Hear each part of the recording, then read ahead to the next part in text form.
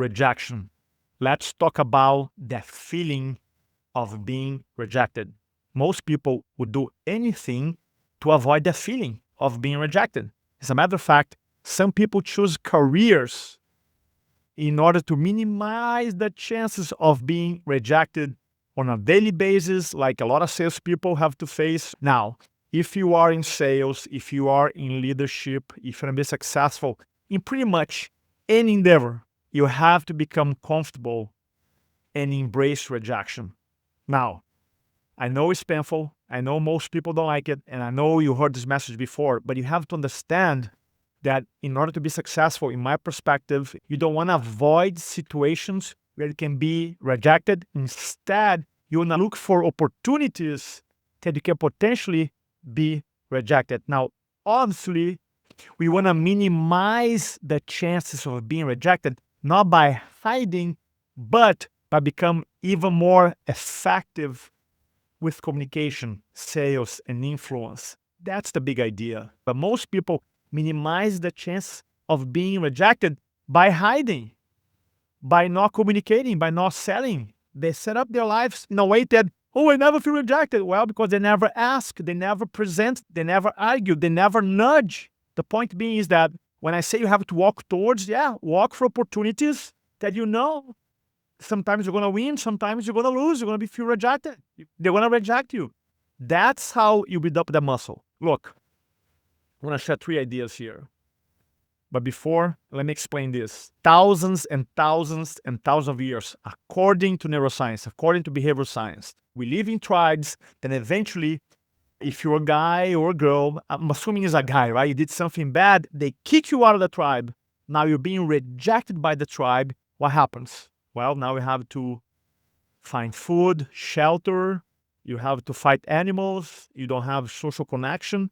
So that feeling of being rejected by the tribe is painful. It's really painful. Biologically, when you feel rejected, it's just painful. Nobody likes it.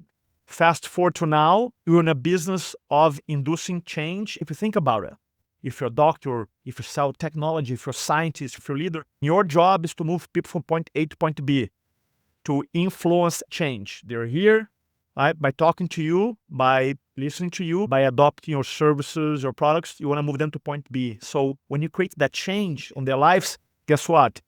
You have to talk, you have to communicate, you have to ask questions, you have to tell stories, you have to ask, you have to nudge. And when you do those things, you expose yourself to rejection. So it's impossible to be successful in the business of change, in the business of leadership, in the business of speaking and selling without facing rejection. Now, you want to minimize the ratios. That's why you train communication. But in the end of the day, you have, number one, understand that biologically, we are all wired to feel pain when you're rejected. So don't take it personally. That's strategy number one here. Don't take it personally. But I don't like it. Nobody likes it. It's part of biology, number one.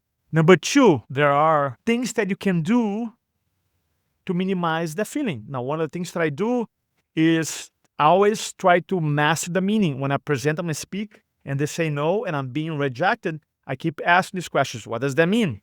What is the meaning that I'm attaching to this experience? And I know the difference between me and my cat. My cat cannot choose meaning. I can. I choose meaning. I have one event, 10 different meanings. So I choose an empowering meaning so that I don't feel that pain. I know some old school salespeople or sales training, they say, next. That works for some people. So, number one, don't take it personally. Number two, become a master of meaning. Choose a different meaning when things don't go your way, when people say no. And number three, look for situations in your life, in your career, that you can be rejected and walk towards. Don't move away. Walk towards. If you say, well, if I ask this person, I might be rejected. Great. Walk towards. If I ask this person, if I want to speak on this stage, if I want to close this business, they may reject me. Great. Do anyway. Because by doing this, you're going to condition the muscle. And eventually, rejection will not feel as painful and you will become even more successful. Don't speak to inform, speak to transform.